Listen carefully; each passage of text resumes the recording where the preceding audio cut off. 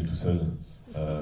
Du coup, on aime bien descendre d'abord tous les deux pour avoir le plaisir de les accueillir sur scène. Alors d'abord, on va accueillir mon producteur musical, qui est aussi le coproducteur du film, s'il vous plaît, c'est la famille depuis très longtemps. Monsieur Jean Rachid, s'il vous plaît.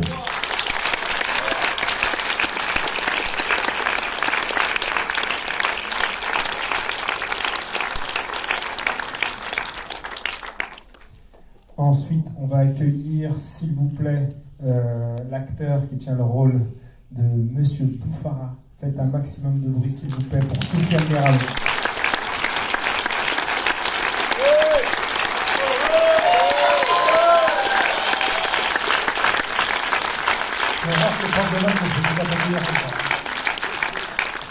Merci. Il y a à peine un an, il n'imaginait même pas qu'il ferait un jour ce métier-là, parce que je pense que maintenant, on peut parler de métier, je pense qu'on va le revoir dans plein de films, en tout cas je l'espère très fort, s'il vous plaît, dans le rôle de Yanis, Liam Piron.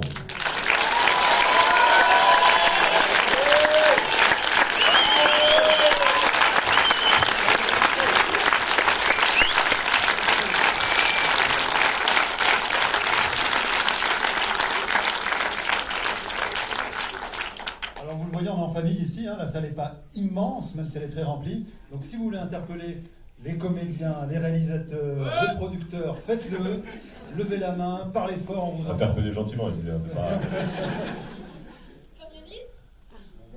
Mademoiselle. Oui, d'abord je voudrais vous féliciter pour le générique de fin. J'ai bien aimé voir l'équipe technique. C'était très original. Voilà. Merci d'être là. Et donc je disais que j'avais aimé le générique de fin où on voyait tous les intervenants techniques, etc. Je voudrais savoir la petite anecdote sur le professeur de sport. C'est un truc vrai ou c'est complètement du délire pour mettre un peu plus de fun dans l'histoire avec les différents sports qu'il met en pratique? Non, il y a beaucoup de choses vraies dans ce film, il y a beaucoup d'anecdotes, de scènes, de personnages qui ont existé, que Mehdi a vu, que moi j'ai vu. Enfin, voilà, on a mis plein de choses qui nous appartiennent, qu'on a vécu. Dans le prof de sport, il fallait juste qu'on fasse un rôle sur mesure pour notre pote Redouane, et il fallait un rôle à la mesure de sa folie, donc on a créé ce personnage. Voilà. Des volontaires. Ouais, ça arrive. Là-bas. Jeune demoiselle.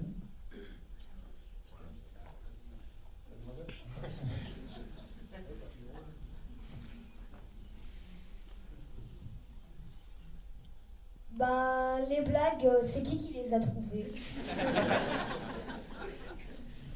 Alors bonjour.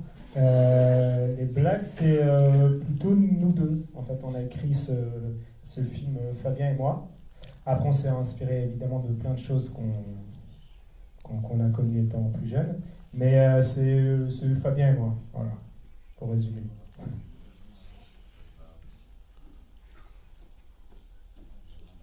Je vais poser une petite question sur le casting, parce que c'est vrai qu'on voit tous ces enfants qui font vraiment le sel du film.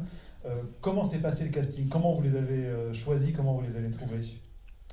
On a commencé très très en amont, on a commencé au moins 4 ou 5 mois avant le tournage pour être sûr de trouver toutes nos petites perles rares. Donc voilà, sur tous les élèves, il n'y en a aucun qui avait déjà joué dans un film ou un court-métrage ou au théâtre. Ils n'avaient absolument aucune expérience de jeu.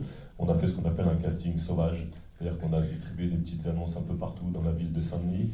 On a ouvert un local à Saint-Denis où il y avait une personne, l'assistante du directeur de casting, qui était là tous les jours et qui recevait les gens. Alors, la première semaine, elle en recevait 2 par jour, et puis la semaine d'après 10, puis la semaine d'après 40. Et elle a vu beaucoup de monde, elle les a tous filmés, et puis elle nous a montré tous ces films. Et puis voilà, à chaque fois qu'il y en a un qui correspondait à un de nos personnages, on l'a revu. Parce que dans les castings, on appelle ça un callback, c'est-à-dire on le revoit une deuxième fois pour voir un petit peu ce que ça donne, on le fait jouer des scènes. Et c'est comme ça que petit à petit, on a trouvé tous nos acteurs, tous nos élèves. Et évidemment, c'est aussi comme ça qu'on a trouvé Liam dans le rôle de Yanis. Peut-être tu peux nous raconter comment tu as vécu le casting. Pas de souci. Bah, en fait, moi, à la base, j'étais pas du tout au courant du casting et tout. Et en fait, j'étais avec un ami à moi et il m'a demandé de l'accompagner au casting. Du coup, je suis arrivé dans un local à Saint-Denis. C'est là où ils faisaient leur casting sauvage. Arrivé là-bas, je me suis assis dans la salle d'attente en attendant mon ami, quoi. Et ensuite, il y a une dame, la directrice de casting, qui est venue et qui m'a tendu la feuille.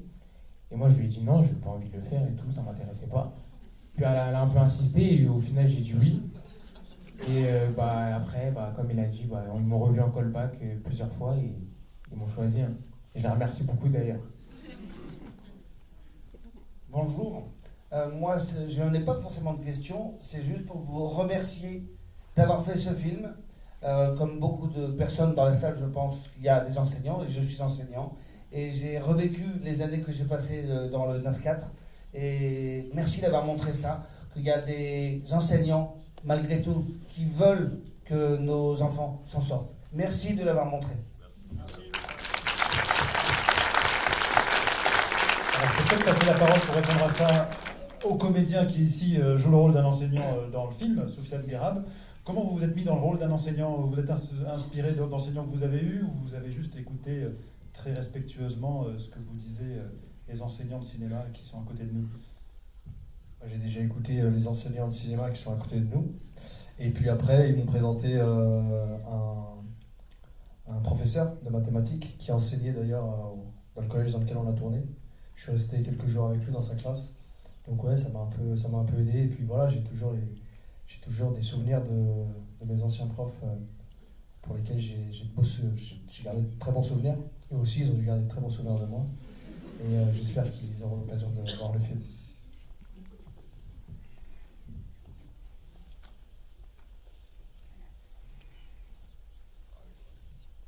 Moi, je voudrais savoir, Liam, quel âge as-tu? Est-ce que tu es toujours scolarisé ou pas? Qu'est-ce que tu fais dans la vie? J'ai 17 ans. Non, je suis plus scolarisé, mais je compte faire à partir de cette année une école de cinéma et de théâtre. Merci.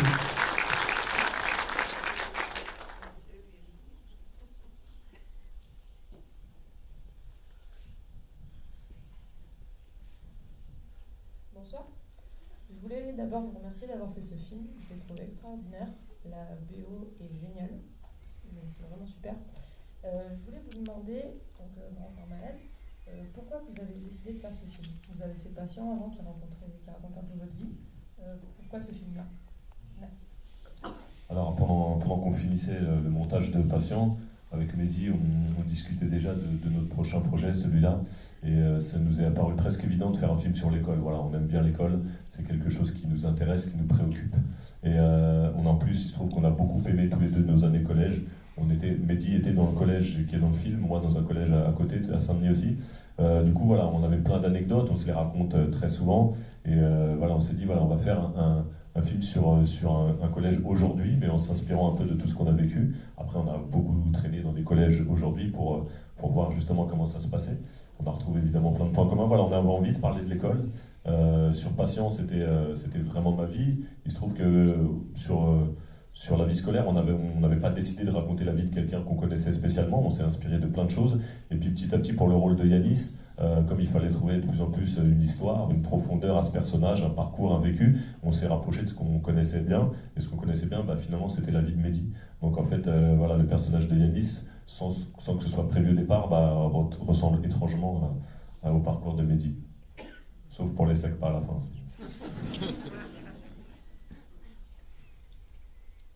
Il y a eu la question de la musique qui était abordée. On peut peut-être en toucher deux mots de la musique. Bon, il y a les flûtes, hein. Il y a Shuriken, il y a le slam à la fin collectif. Comment a été travaillée la bande originale? À la base, Fabien, Jean-Rachid, notre producteur et moi, on vient avant tout du monde de la musique. Voilà, moi j'ai fait pas mal de clips. Fabien, il fait un petit peu de musique, c'est ça? Apparemment, je suis sûr, je ne connais pas. Et du coup, nous on s'attache beaucoup à ça. Donc en fait, toutes les musiques présentes dans le film, nous on les écrit déjà au scénario en fait. C'est-à-dire qu'au scénario, déjà on réfléchit à l'écriture, ce qui est plutôt rare habituellement, ça c'est plutôt après. Nous déjà, à l'écriture, on sait déjà les musiques qu'on va utiliser. Et du coup, ça permet de tourner les scènes sur les musiques qu'on a choisies. Voilà. Et les flûtes en cacophonie, vous avez travaillé pour qu'elles soient comme ça ou Juste pour revenir sur la musique, au-delà des musiques additionnelles qui existent, qu'on a rajoutées, après on a créé un thème musical du film, la bande originale, qui est faite par, voilà, on tient à le dire, parce que c'est Angelo Follet qui avait déjà fait la musique de Patient, notre premier film, avec qui je collabore depuis 3 albums. Donc voilà, Angelo, il est très très fort, il fait du sur-mesure, et voilà, il a créé cette musique voilà, sur les images du film. Et après, les flûtes, ouais, dans la cacophonie était assez facile à trouver, ils ont fait ça très très bien. Juste par rapport aux flûtes, en fait, on assume, Mehdi et moi, cet anachronisme, c'est-à-dire qu'aujourd'hui, il paraît que dans les collèges, il n'y a plus de flûte à bec en musique. Mais c'est pas grave, on voulait le mettre quand même. On a assez subi ces flûtes-là quand on était au collège. Il fallait absolument qu'on les mette. Bonsoir.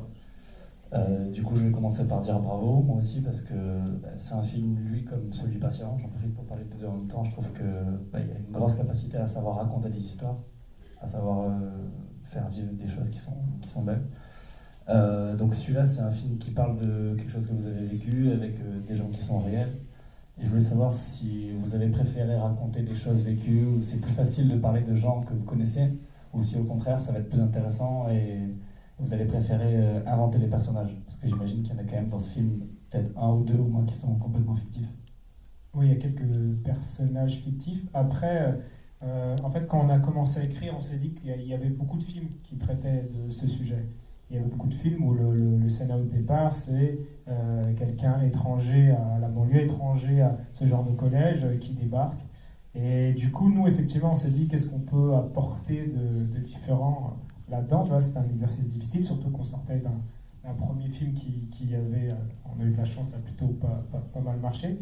Et du coup, on s'est dit, on va s'inspirer de ce qu'on connaît, en fait. C'est pour ça qu'on a été amené à parler de ce que j'ai vécu. C'est pour ça qu'on a été amené à entrer plein de personnages, plein d'histoires, plein d'anecdotes qu'on a vécues ou qu'on nous a racontées. Ensuite, on est allé dans des collèges en observation, et là, on nous a raconté, on a vu d'autres choses qu'on a intégrées. Donc, en fait, c'est une espèce de patchwork de plein d'images, plein de personnages qu'on a connus ou que des gens ont connus. Voilà. Mais on a inventé aussi quelques personnages, les profs, avec les mélanges de sport par exemple. Voilà, ça c'est un truc à voir. En revanche, par exemple, Farid le Mytho, c'est pas du tout un personnage inventé, c'est un personnage, c'est un peu une légende dans sa vie. Il s'appelle vraiment Farid Hamoudi en plus, comme dans le film. Et ça, on en parlait depuis très longtemps avec Fabien, et là c'était vraiment l'occasion de l'intégrer dans une histoire à nous. C'est une question devant. Premièrement, comme tout le monde, je tenais vraiment à vous remercier toute l'équipe et vraiment, comme Patient, c'était vraiment un très beau film, remarquable, vraiment faiblement écrit. Moi, c'était plutôt sur je sais pas comment très bien exprimer, c'est plutôt comment vous ressentez vu que ça parle de la vie scolaire et de la vie travail à l'école, comment vous ressentez le système scolaire d'aujourd'hui? Vaste question. Vous avez une semaine ou pas? Non, en fait, ce qu'on a voulu montrer, c'est justement, tu vois, le parti pris, c'était de ne pas trouver des... On sait très bien que le système scolaire ne marche pas très bien, en tout cas pas partout, et notamment dans ces quartiers populaires, il y a beaucoup de décrochage scolaire, il y a beaucoup d'échecs scolaires. Et nous, notre parti pris, c'était déjà d'être le plus réaliste possible, le plus proche de la réalité, et deux, de ne pas taper sur personne. C'est-à-dire, on ne tape pas sur les élèves, on voit bien qu'on a essayé de les mettre en valeur. Ils sont drôles, ils sont émouvants, on voit qu'ils sont fins, ils sont intelligents. On n'a pas tapé sur les profs et sur les adultes non plus, on voit bien qu'ils sont tous motivés et qu'ils ont envie que ça marche. On n'a pas tapé sur les parents d'élèves, on voit bien que les parents sont là, sont motivés. Souvent, c'est un peu un raccourci facile de dire ouais, c'est de la faute des parents, ils ont abandonné. Donc voilà, on tape sur personne et finalement, on voit que ça marche quand même pas très bien. Donc du coup, c'est un peu ce que dit le personnage de Soufiane dans le film, le prof de maths, quand il est au café avec Samia, il lui dit des fois le contexte il est bien plus fort que nous. Donc en fait, voilà, c'est pour ça qu'on a vraiment lié ce collège qui est au cœur d'une cité dure. Et du coup, le contexte social, le contexte économique, voilà, la misère ambiante, fait que des fois, ce contexte, il rentre dans le collège et il n'aide pas les élèves, quoi. Et peut-être que voilà, le système éducatif français, pour l'instant, il n'arrive pas à être plus fort que le contexte social, quoi. J'ai une petite question sur le collège, justement, dans lequel vous avez tourné, Les Francs -1. Peut-être une question pour Jean Rachid, qu'on n'a pas entendu, qui est le producteur du film. Est-ce que ça a été facile d'aller tourner dans un collège ou est-ce que les autorisations, il faut les avoir en 1 milliard d'exemplaires avec l'éducation nationale? Et question d'après, est-ce que les gens du collège qui travaillent toute l'année ont vu le film? savoir, en tant que producteur, on laisse faire les réalisateurs. Ok. Ils racontent cette histoire et pas mal. Tu me filmes en fait. En tant que producteur, on laisse les réalisateurs raconter l'histoire. Ils choisissent le lieu.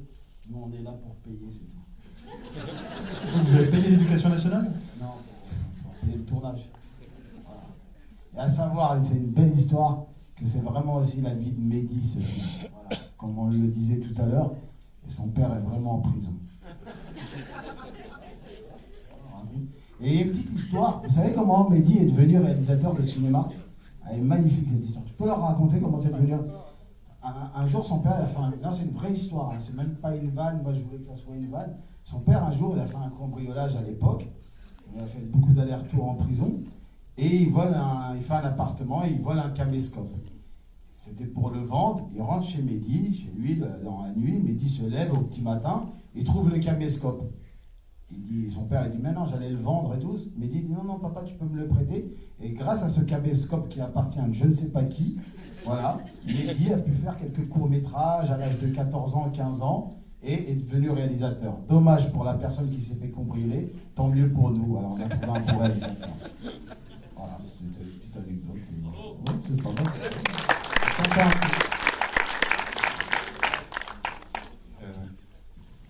Pour répondre sur le collège, il faut savoir que les gens du collège nous ont vraiment accueillis. On n'aurait pas pu, évidemment, on a tourné pendant l'été quand il n'y avait pas d'élèves, mais vraiment toute l'équipe pédagogique, la principale et tout, sans elle, on n'aurait pas pu faire tout ça. Voilà, elle a lu le scénario pour voir si justement l'histoire correspondait un peu à ce qu'elle vit au quotidien. Et évidemment, il y a toujours la peur que des réalisateurs viennent faire une caricature d'un collège en banlieue. Donc du coup, non, elle a bien aimé l'histoire, elle a trouvé que ça sonnait juste. Et du coup, voilà, elle nous a aidés, elle nous a donné les clés du collège pendant tout un été. Donc évidemment, ils sont partenaires du film. Et ils l'ont vu? Pas encore. Certains, parce qu'en fait, on a juste fait une projo équipe où certains du collège étaient là. Et bon, voilà, ceux qui l'ont vu, et notamment les CPE, on a un peu pris leur bureau, voilà, on validait le film. Ils disaient que voilà, ça correspondait bien à ce qu'ils vivaient pendant l'année, donc c'est cool.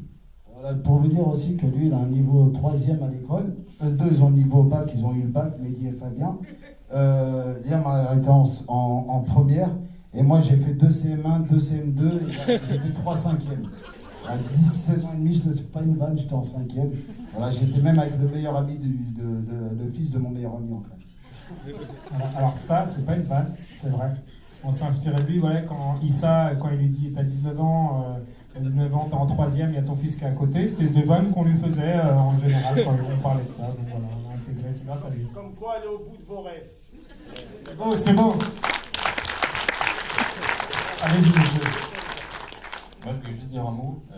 Patient, il y a 2 ans, c'était un des films les plus émouvants, avec une histoire incroyable que j'ai vu vraiment en 2017. Et là, j'ai l'impression que cette année, en plus, avec la Discoda, il y a une technique, et il y a une photo, une image avec des plans séquences et des couleurs absolument dingues. Et typiquement des plans séquences pendant le film, la scène de Carré des Neiges, là, je me demande si vous l'avez tourné 10 fois, comment ça s'est passé, quoi, parce que c'est scotch en fond. On l'a tourné 6 ou 7 fois, je dirais. Il se trouve que voilà, c'est pas des plans séquences gratuits, évidemment. C'est toujours un kiff de réalisateur de réaliser un beau plan séquence, mais après, c'était pas juste pour le plaisir, c'était aussi pour montrer justement que cet appartement où habite Yanis, cette cité, elle est vraiment collée au collège. Et que du coup, ce qu'on disait tout à l'heure sur le fait que le contexte agit sur le collège, bah, c'est aussi dans ce plan séquence qu'on le montre en fait. Du coup, voilà, un beau plan séquence. S'il marche, c'est de la faute, je vais dire. C'est grâce à beaucoup de gens. Nous qui avons l'idée au départ, mais après c'est juste une idée comme ça. Après il y a beaucoup de travail, il y a toute une chorégraphie de figurants, de voitures. Les acteurs, il faut qu'ils soient très bons parce que si à un moment ils sont moins bons, on est obligé de tout recommencer à zéro. Le steadicammer qui cadre pendant 2 minutes 30 en marchant en arrière, en traversant une rue, etc. Voilà, il y a tout un travail d'équipe. Le cinéma, c'est un travail d'équipe, mais c'est peut-être encore plus flagrant sur un grand plan séquence comme ça. Merci en tout cas, c'est un plan qu'on aime bien, ça fait plaisir de l'entendre. Merci. Et oui, c'était la Reine des Neiges. Bravo. Comment ça s'est passé sur le tournage entre les deux générations, entre les acteurs adultes, expérimentés, et les jeunes qui faisaient pour tous leur premier pas? Soufiane, toi tu l'as vécu comment? Moi je l'ai vécu, je l'ai très très bien vécu d'ailleurs, entre les prises, voilà,